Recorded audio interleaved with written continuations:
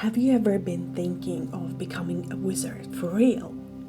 If you were born in antiquity, you could easily choose the path of witchcraft for yourself. Magic and rituals that permeated the ancient world were part of everyday life. Everyone from housewives to kings could touch magic, whether through simple gestures or complex rituals. Special education or natural talent were not mandatory conditions for practicing magic, although, of course, knowledge and experience played a huge role. Even in our time, many of the ancient magical practices have survived, becoming a part of cultural traditions and customs. When we knock on wood or throw a coin into a fountain, we enter into the rhythm of ancient rites, the roots of which go back to the distant past. In an era when medicine was in its infancy, magic served as the only available means of protection, especially for children. Adults seeking to protect themselves and their loved ones relied on the advice of astrologers and fortune tellers, turning to them for help in difficult moments of life.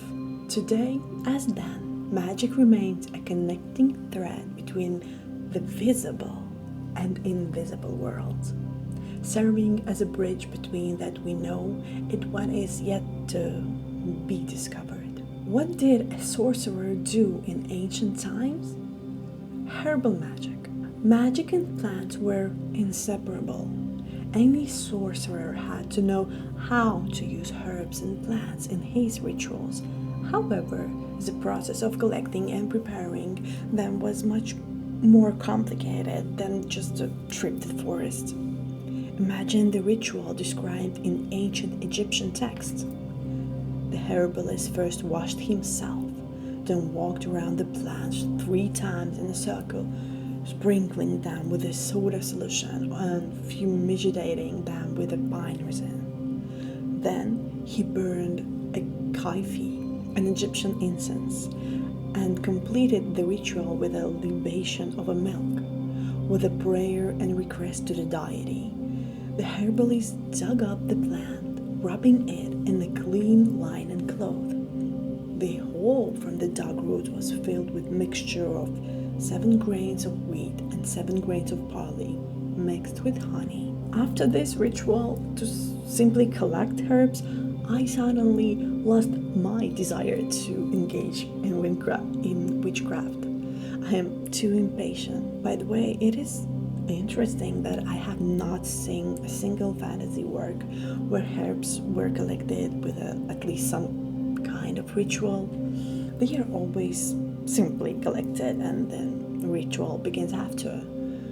So if you know, maybe I just have not seen that, tell me in the comments. The role of herbs in ancient magic was multi-faced. Treatment. For the ancient Greeks and Romans, any medicine and even poison was a kind of witchcraft brew. For example, Pliny the Elder mentioned that sorcerers advised men to drink the blood of hare's embryo to increase fertility, and young girls were prescribed 9 pellets of hare's dung to make their breasts high and firm. Why hares? I don't know. Poor animals. There were love potions. These magical elixirs are probably the most popular to this day. Although their effectiveness was often questioned, the placebo effect of the self-confidence they inspired could play a role. However, there was no scientific confirmation of their effectiveness. Poisons. Certainly the most dangerous category of substances used in ancient times. In the hands of skilled magicians, even the most harmless fruit and vegetables could become a deadly weapon. Some witches became famous precisely because of their skills in making poisons. Also, there were magical means for attracting and repelling. By choosing the right plants, a sorcerer could not only summon, but also repel otherworldly creatures. Many rituals prescribe to place a bouquet on the grave so that the spirit of the deceased would perform some magical tasks.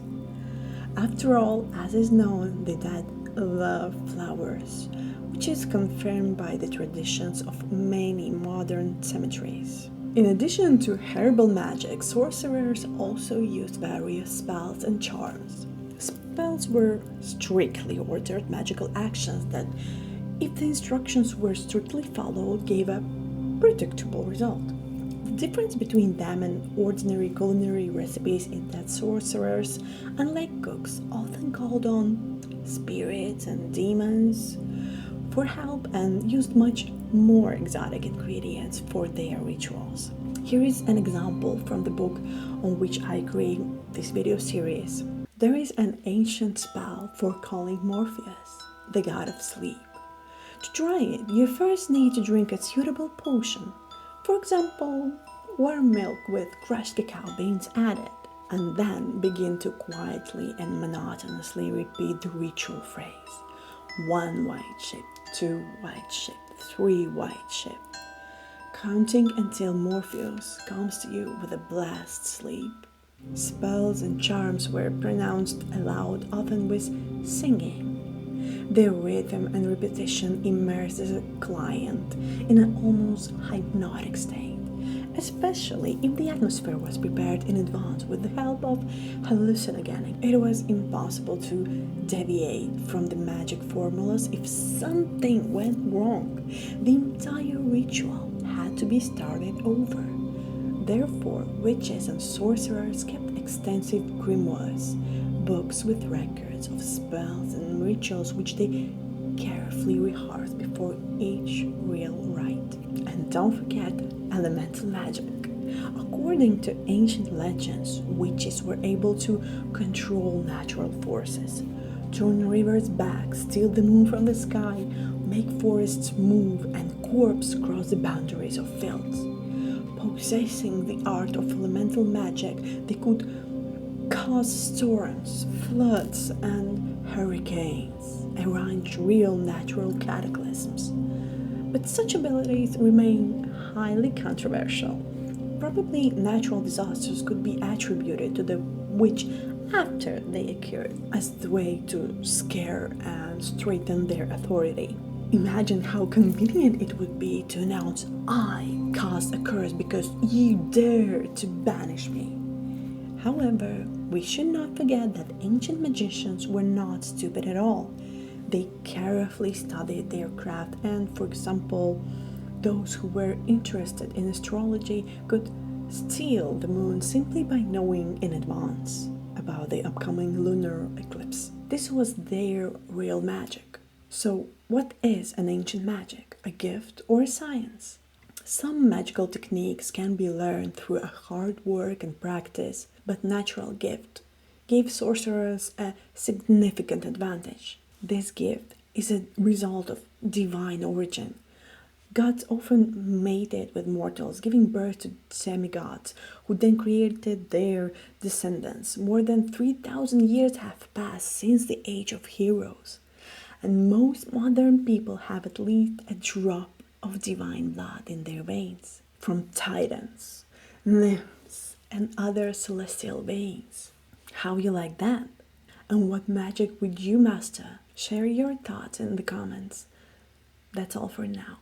Stay magical. Bye.